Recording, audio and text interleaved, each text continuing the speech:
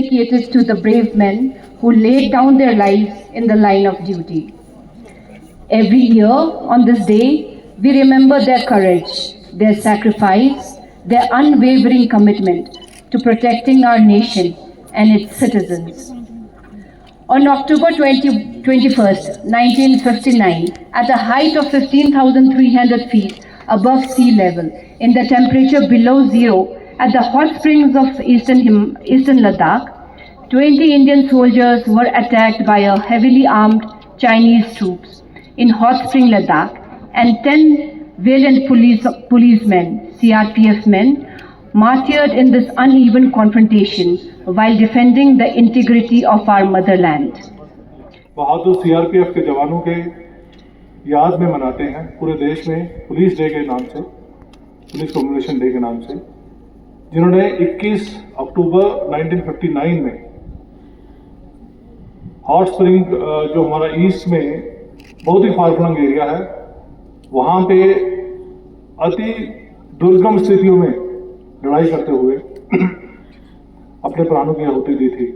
Sir, मैं आपको बताता चलूं, पिछले महीने मैं हॉट स्प्रिंग गया था और पेंगोंग से जब आप आगे जाते हैं तो लास्ट हमारा विलेज आता है फोब्रांग।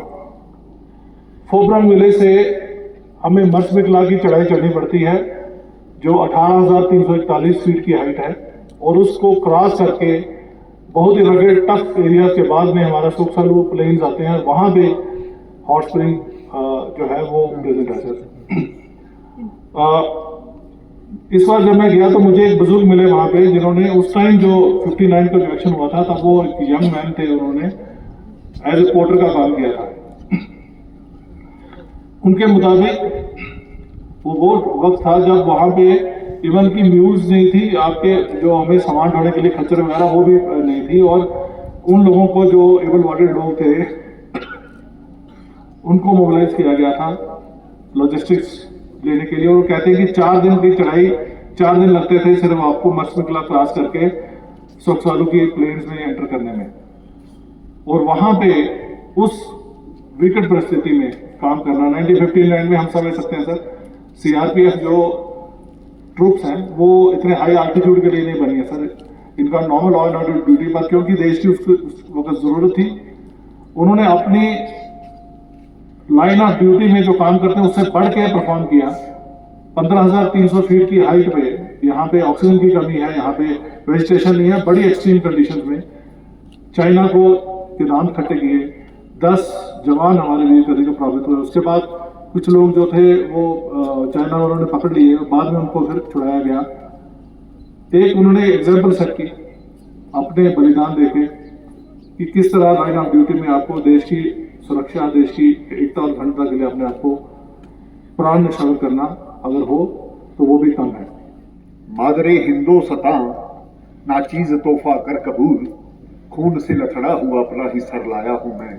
इस प्रकार की भावना को लेकर के आज हम उन शहीदों को याद कर रहे हैं।